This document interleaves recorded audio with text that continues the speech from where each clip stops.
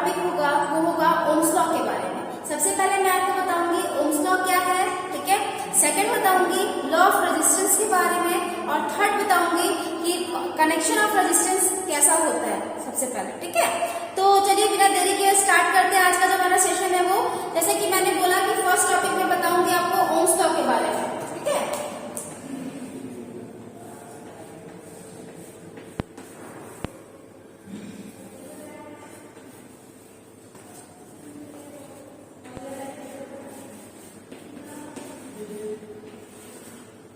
Ohm's law के बारे में तो जैसा कि सबका जो है अपना अपना तरीका होता है बोलने का, सबका उसको क्या देते हैं, नियम। ओम्स लॉ का मतलब क्या होता है, ओम का नियम, ठीक है। तो सबसे पहले जो वैज्ञानिक का नाम जानेंगे, इनका नाम था जॉर्ज साइमन ओम। क्या नाम था, जॉर्ज साइमन ओम, ठीक है। सबका अपने अपने बोलने का तरीका, चलने का तरीका होता है, नियम होते हैं कुछ, ठीक है। घर पे अलग नियम होते हैं, बाहर पे अलग नियम होते हैं। तो ये जो वैज्ञानिक थे इनका नियम जो है वो कहला रहा है ओम्स का नियम या फिर ओम्स लॉ। क्यों, क्योंकि इन्हीं के द्वारा दिया गया, इसलिए इनके नाम पे बेस्ड है। जैसा मैंने इनका नाम बताया आपको अभी, ओम्स, जॉर्ज साइमन ओम, ठीक है। तो इस नियम के अनुसार क्या कहता है, तो सबसे पहले तो मैं बताऊंगी डेफिनेशन आपको, साथ ही साथ डेफिनेशन में जो बोल रहा है वो लिखकर दिखाऊंगी आपको, और उससे रिलेटेड आपको जो न्यूमेरिकल हुआ और सारा कुछ जो है सॉल्व करके दिखाऊंगी। तो प्लीज जो है वीडियो में लास्ट तक बने रहिएगा, बिना स्किप के वीडियो को देखिएगा, और पसंद आए तो लाइक शेयर सब्सक्राइब जरूर करिएगा चैनल को। ओम्स लॉ जो है जॉर्ज साइमन ओम वो बोले थे, उनका जो कथन था वो था किसी भी इलेक्ट्रिकल क्रॉस सर्किट में कांस्टेंट टेम्परेचर पर बहने वाला करंट, किसी भी क्लोज सर्किट में कांस्टेंट टेम्परेचर पर बहने वाला करंट, ठीक है, बहने वाला करंट वो जो है वोल्टेज के समानुपाती होता है। मतलब करंट जो है वोल्टेज के डायरेक्टली प्रोपोर्शनल होगा, ठीक है, डायरेक्टली प्रोपोर्शनल होगा, और यही करंट रेजिस्टेंस के इनवर्सली प्रोपोर्शनल होगा। यही करंट, ठीक है, रेजिस्टेंस के इनवर्सली प्रोपोर्शनल होगा। आप समझ रहे मैं क्या बोलना चाह रही हूँ, जो मैंने लॉ में बताया आपको, जो नियम में बताया उसी को मैंने यहाँ पे जो है इस तरह का जो इक्वेशन बाई मेंशन कर दिया, ठीक है। ओम्स लॉ क्या कहते हैं, वो कहते हैं किसी भी इलेक्ट्रिकल क्लोज सर्किट में कांस्टेंट टेम्परेचर पर बहने वाला करंट वोल्टेज के समानुपाती और रेजिस्टेंस के व्युत्क्रमानुपाती होता है। तो करंट जो है वोल्टेज के समानुपाती, आपको दिख रहा है करंट जो है वोल्टेज के समानुपाती है, ठीक है।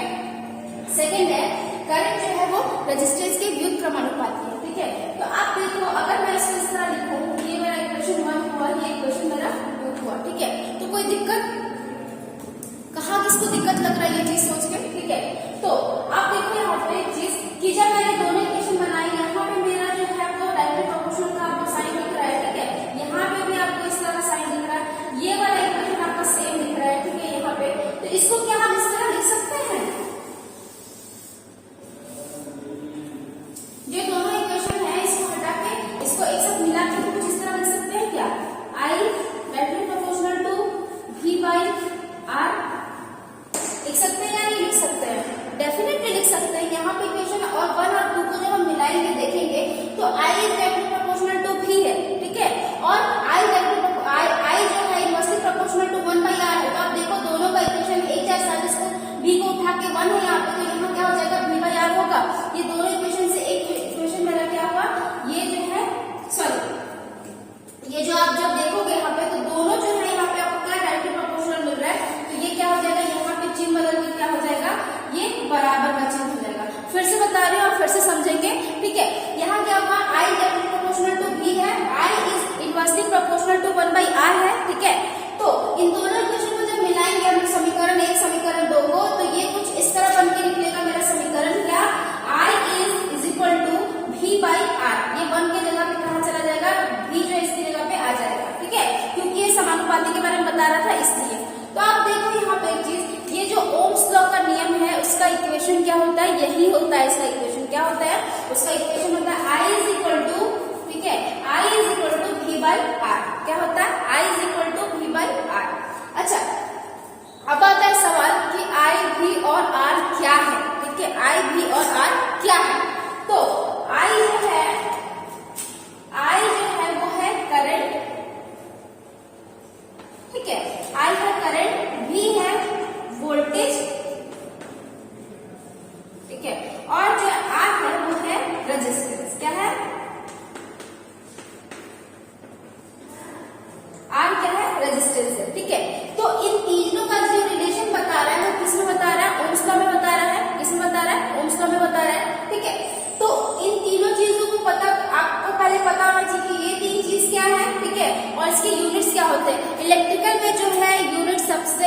इम्पोर्टेंट वाइटल रोल प्ले करता है।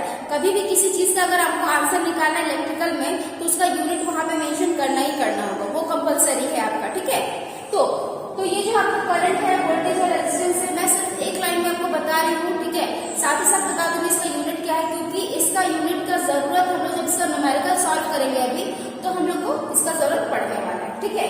तो आई जो होता है वो करंट है, तो बोल सकते हैं the flow of electron is called current. The flow of electron is called current. इलेक्ट्रॉनों के प्रवाह को हम लोग क्या कहते हैं, करंट कहते हैं। इसको किससे दिखाते हैं, कैपिटल आई से दिखाते हैं, और इसका जो यूनिट होता है, यूनिट, ठीक है, इसका जो यूनिट होता है वो होता है एम्पीयर। इसको लोग शॉर्ट में ऐसे दिखाते हैं, एम्पीयर, ठीक है।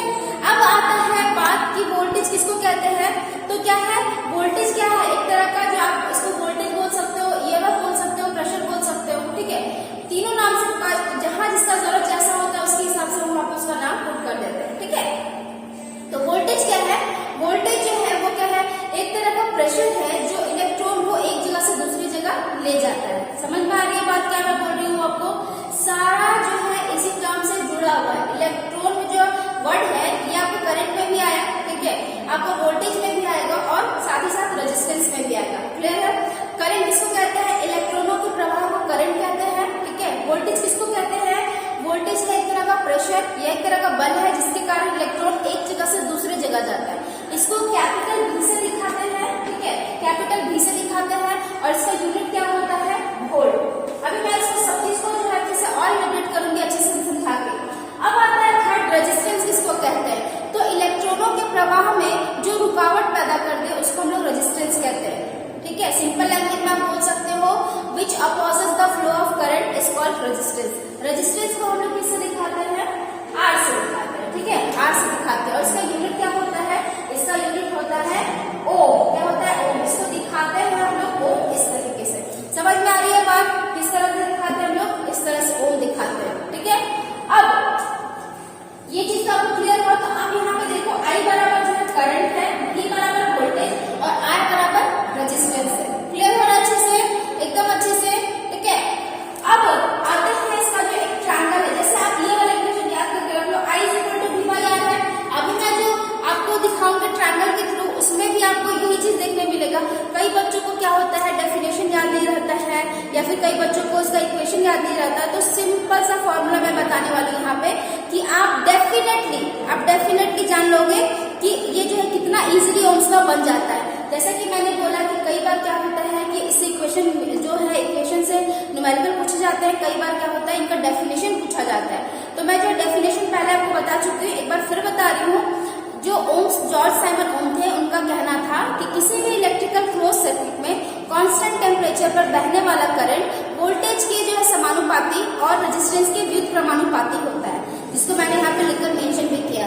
तो इससे फॉर्मूला क्या बन गया था, I = V by R, ठीक है। अब इसको रब कर रही हूँ और मैं पावर ट्रायंगल बता रही हूँ, आपको ट्रायंगल बता रही हूँ, जो कि पावर मैंने इसलिए बोल दिया क्योंकि ये जो है ओम्स लॉ को पावरफुल, जैसे बच्चे कभी भूले ना, उस फॉर्म में मैं आपको दिखा रही हूँ यहाँ पे कि ओम्स लॉ कैसे आप जो है न्यूमेरिकल सॉल्व कर सकते हो, या फिर ये फॉर्मूला कैसे फाइंड कर सकते हो, ठीक है।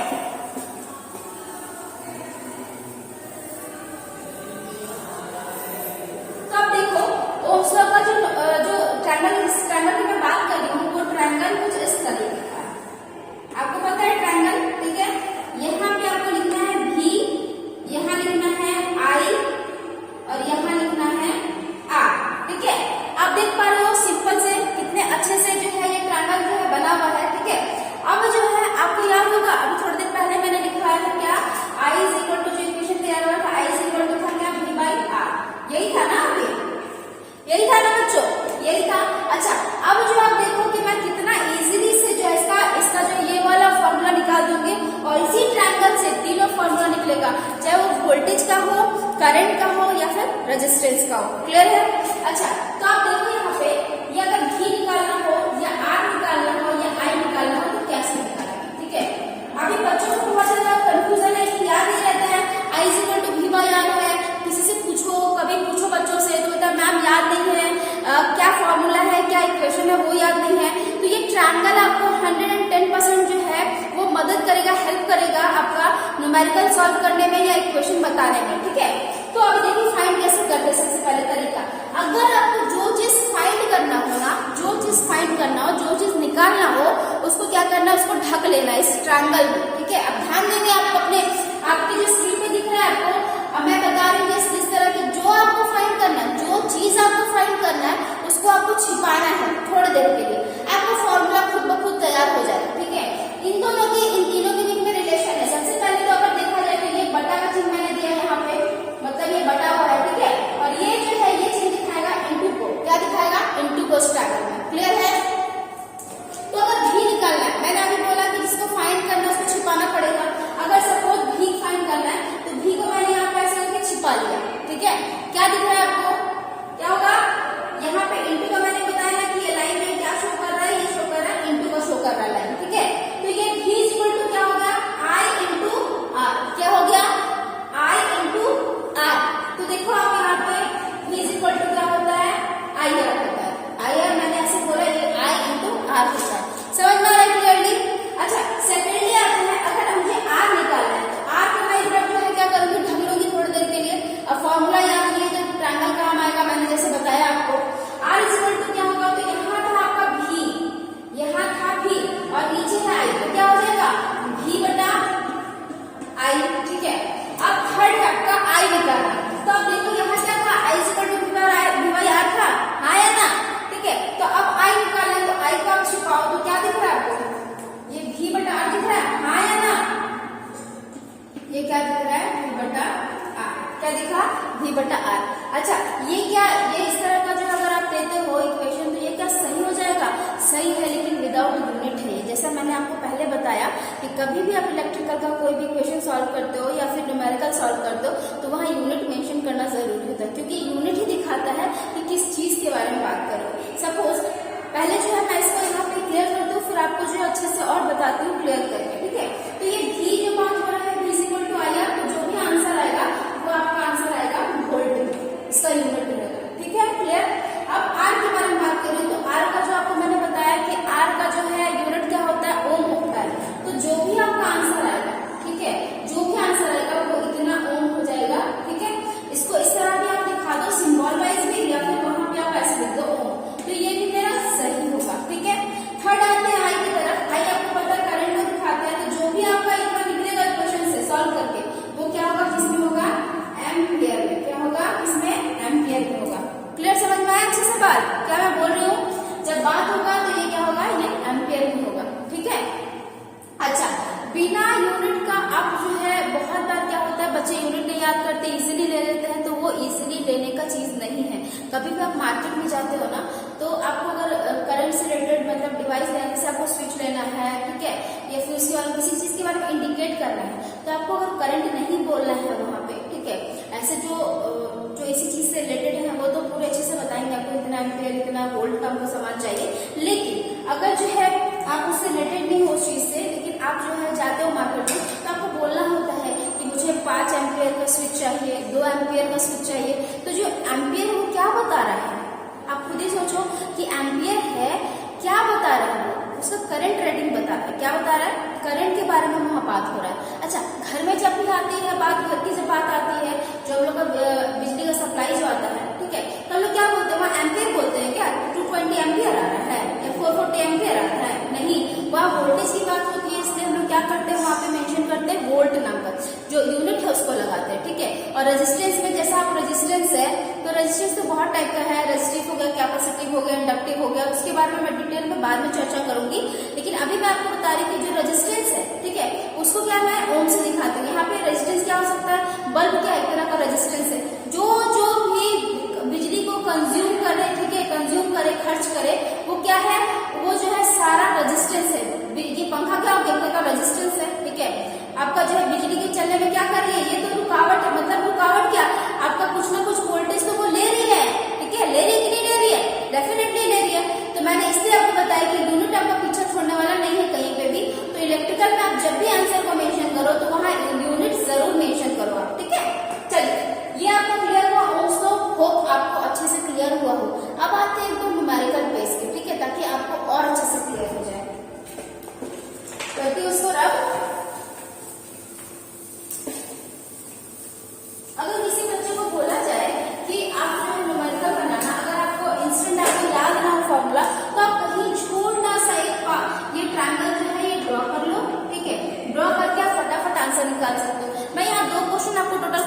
रही हूँ अभी ओम्स लॉ के थ्रू, आप यहाँ पे देखना, ठीक है। और नहीं समझ में आने पे मुझे कमेंट डाउन जरूर करना कि क्या पोर्शन ऐसा है जो आपको समझ में नहीं आया, ताकि मैं इसको और अच्छे से क्लियर करके आपको बता पाऊँ, ठीक है।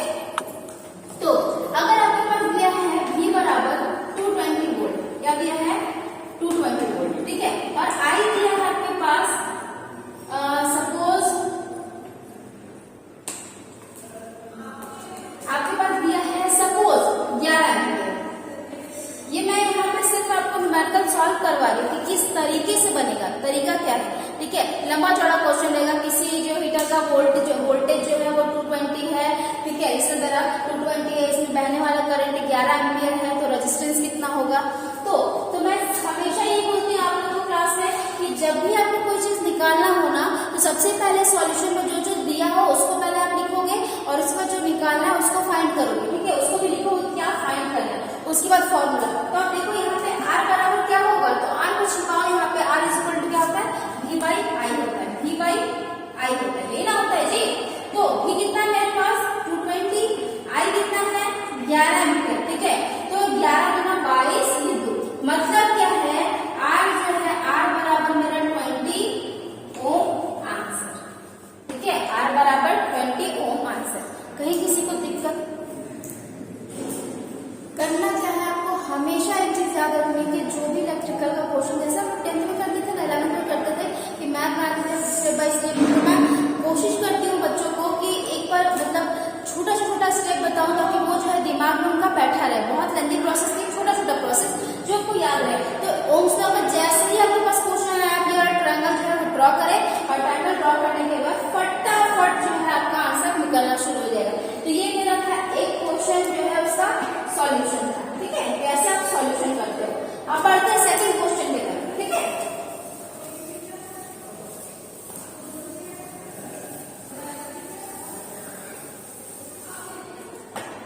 अब बढ़ते हैं सेकंड क्वेश्चन की। सपोज मेरे पास इस बार क्या है V निकालना है, V बराबर 1, ठीक है, तो और आपके पास I दिया हुआ है 2 एम्पीयर।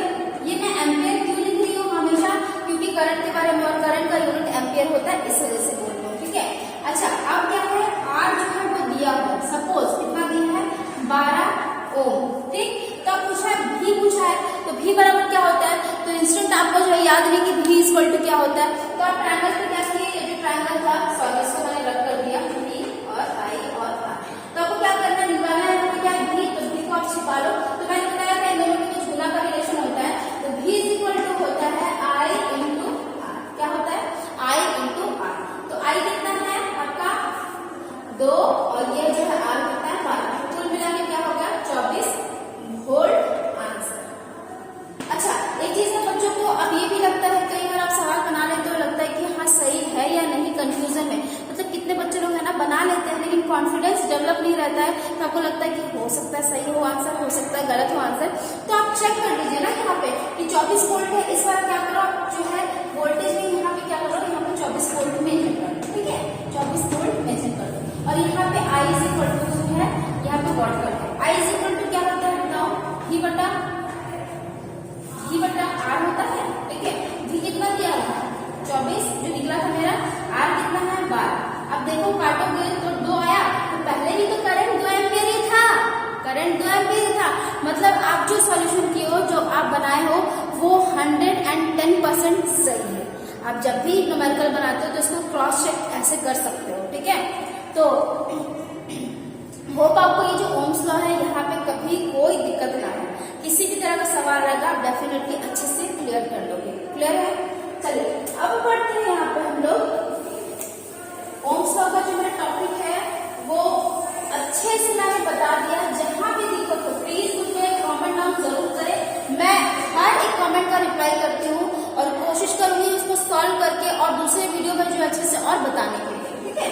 तो अब जो मेरा टॉपिक है वो है लॉ ऑफ रेजिस्टेंस। क्या है लॉ ऑफ रेजिस्टेंस?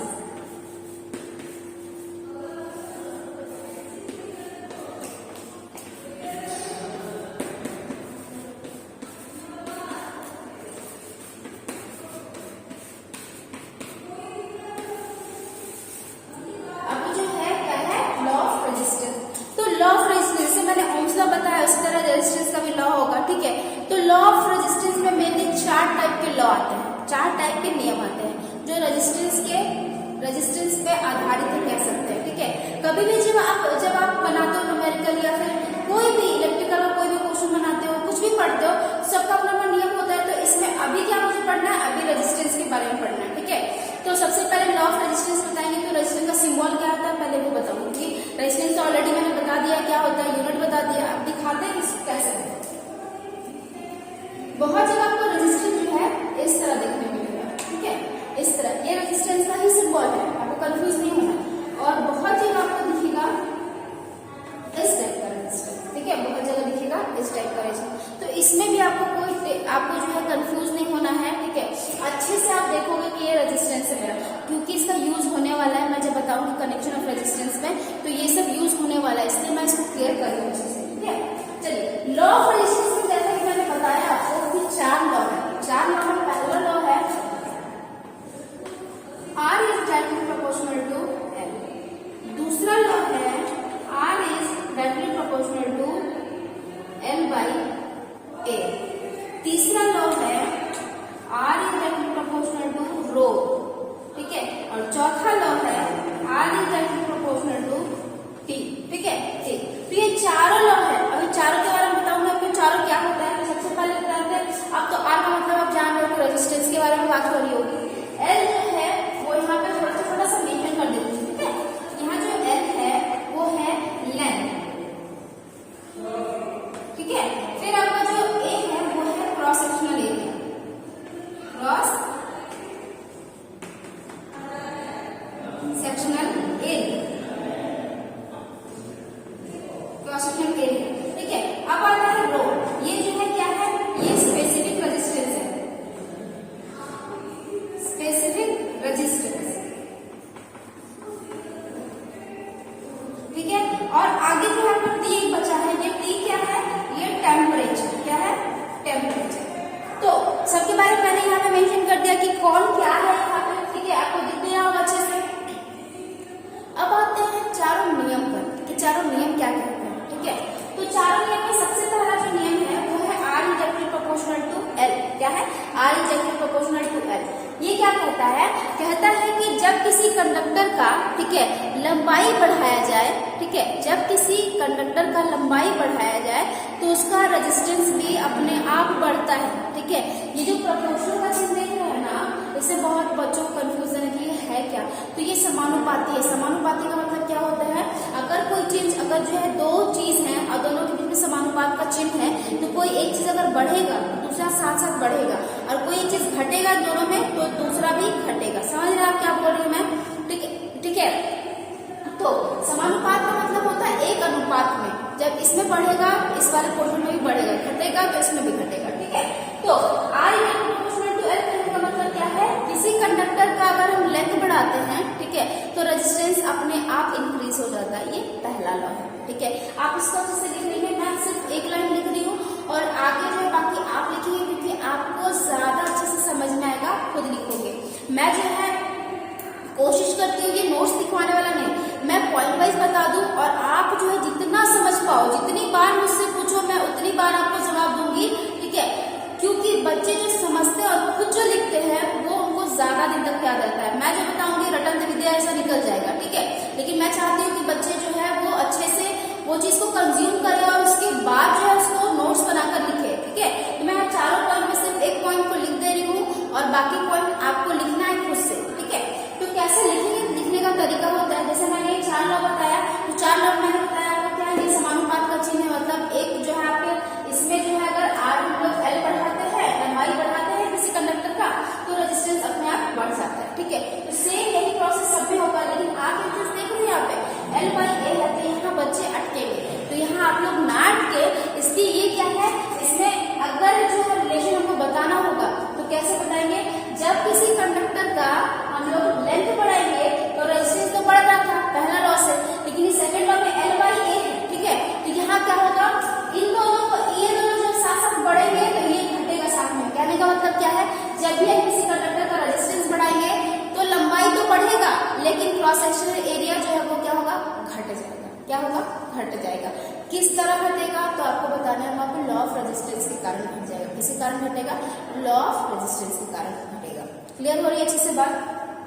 अगर हम लोग किसी कंडक्टर का रेजिस्टेंस बढ़ाते हैं तो लंबाई तो बढ़ रहा है, ठीक है, लंबाई साथ साथ बढ़ते साथ क्रॉस सेक्शन एरिया घट रहा है, क्योंकि इनवर्सली प्रोपोर्शनल मतलब R electric proportional to L by A है, ये नीचे ये ऊपर है, इसके साथ तो रिलेशन यहाँ एल वाला था रिलेशन, तो सेम टू सेम वैसा रहेगा, इसके साथ घटेगा। कहने का मतलब क्या है? अगर हम ये बढ़ा रहे हैं तो ये बढ़ेगा एट अ टाइम और ये जो है साथ ही साथ घटेगा। क्लियर हो अच्छे से?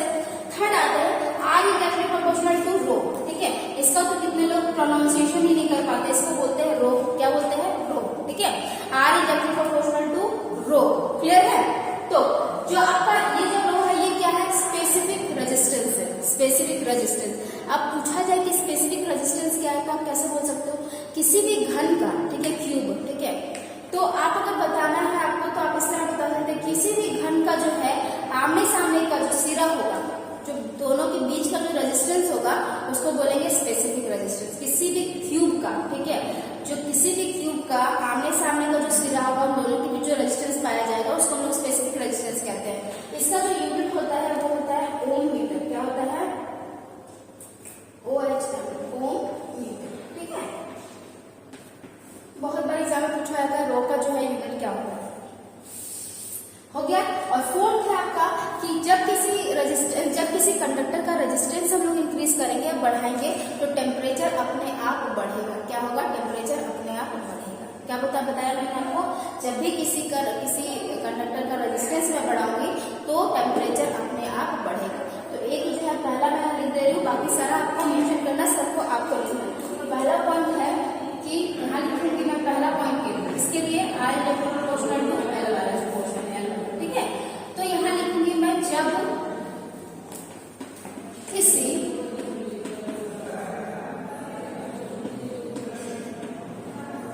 जब किसी कंडक्टर का लेंथ या लंबाई लिख सकते हैं, लंबाई लिख देते हैं। जब किसी कंडक्टर का लंबाई बढ़ाया जाएगा तो उसका प्रतिरोध को रेजिस्टेंस बोलते हैं, ठीक है, प्रतिरोध भी बढ़ेगा, भी बढ़ जाएगा, ठीक है। ये अपने आप तो बहुत बार पूछते हैं कि कैसे ऐसे हो रहा है, तो आपको वहां पे मेंशन करना है कि लॉ ऑफ रेजिस्टेंस के कारण ऐसा हो रहा है, ठीक है। तो आप तीनों को यहाँ पे मेंशन करेंगे। जैसे मैंने ये बताया है, ये क्या था? R electric proportional to L. जब किसी कंडक्टर का लेंथ को हम लोग बढ़ाएंगे, ठीक है, लेंथ को अगर बढ़ाएंगे तो क्या होगा? उसका जो रेजिस्टेंस या प्रतिरोध जिसको बोलते हैं वो अपने आप ही बढ़ जाएगा। ये पहला लॉ है, ठीक है। तो 4 लॉ में ये चारों लॉ होप आपको क्लियर हुआ हो अच्छे से, ठीक है। अगर कुछ भी समझ नहीं आता बच्चों तो प्लीज जो है, एक तो पहले जब आप ये वीडियो देखेंगे तो बिना स्किप किए हुए देखेंगे, पहला काम, ठीक है। दूसरा काम क्या कि कुछ भी समझ में नहीं आएगा तो वो नोट डाउन करके लिखेंगे और बाद में मुझे कमेंट सेक्शन में बताएंगे, ताकि मैं इससे रिलेटेड एक और वीडियो दूं, ताकि आपको वो जो जितना भी डाउट है वो सारा का सारा क्लियर हो, ठीक है। चलिए इसको रब करते हैं और मैं बताती हूँ आज आपको थोड़ा सा कनेक्शन ऑफ रेजिस्टेंस के बारे में। कनेक्शन ऑफ रेजिस्टेंस में जो है बताने के लिए मैं इसको रब करूंगी और उसके बाद स्टार्टिंग से बताऊंगी, ठीक है।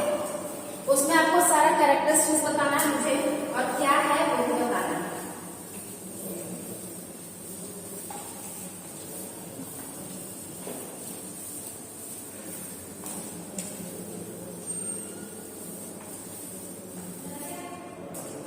अब बताने वाली हूँ कनेक्शन ऑफ रेजिस्टेंस के बारे में।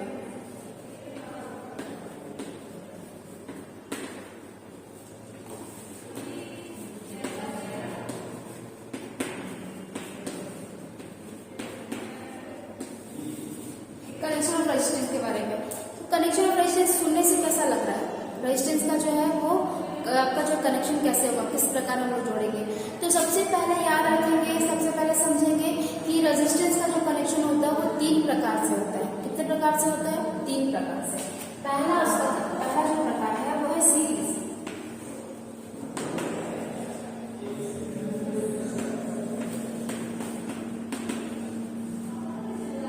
सीरीज कनेक्शन, ठीक है।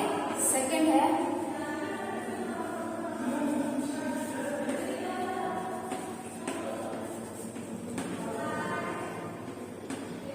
सेकेंड है पैरेलल कनेक्शन, और थर्ड है इन दोनों का मिलाकर, मतलब सीरीज एंड पैरेलल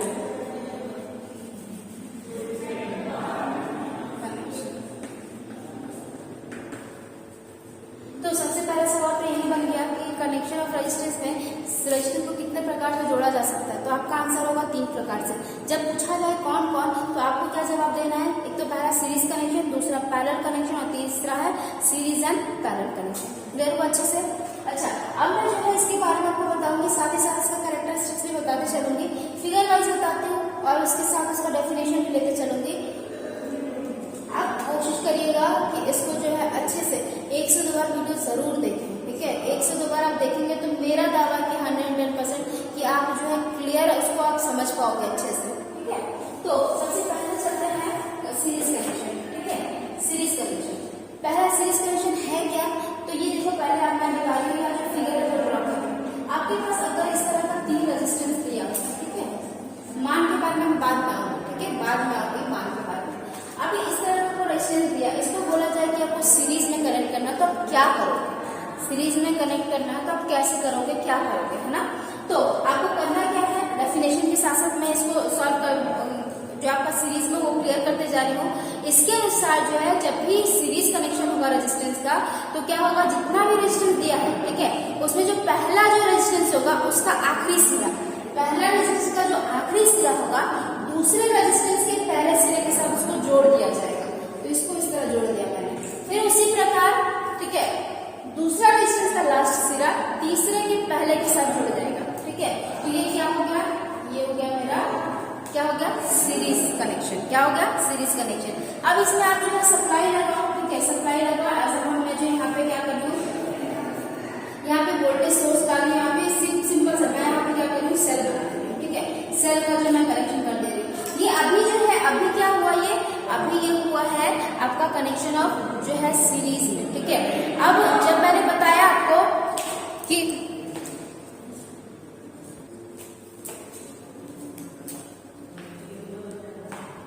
तो आप देखो, जब मैंने इसको इस तरह सप्लाई से जोड़ा तो ये क्या कहलाया, ये कहलाया सीरीज में रेजिस्टेंस। क्या कहलाया, सीरीज में रेजिस्टेंस, ठीक है?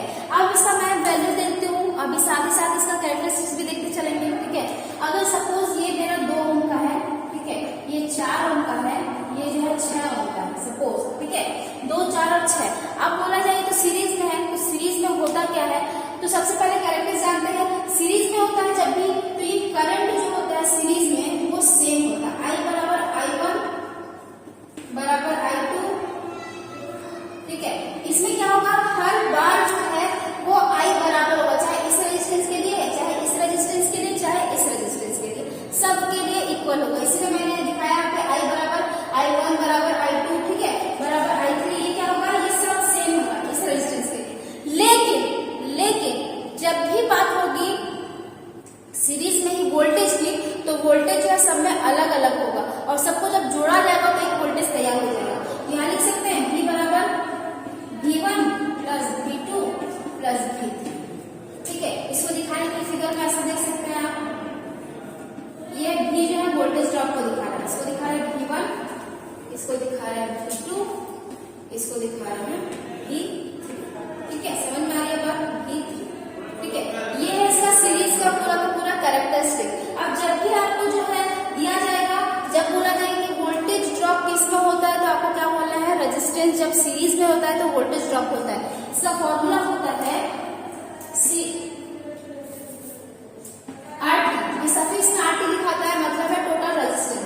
टोटल रेजिस्टेंस इक्वल टू होता है R1 plus R2 plus R3 dot dot dot, ठीक है? तो आपको जब बोला जाए कि इसका निकालना है सीरीज में, तो कैसे आप निकालोगे, तो आपको क्या करना है, 2 प्लस 4 प्लस 6, तो जब निकालोगे तो क्या होगा, 4 तो 6 और 6 12, तो 12 ओम आंसर।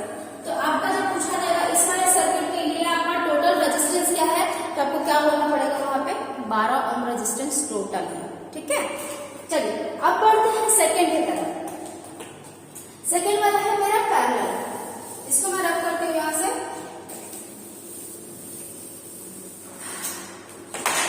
सेकेंड है मेरा पैरेलल कनेक्शन, ठीक है?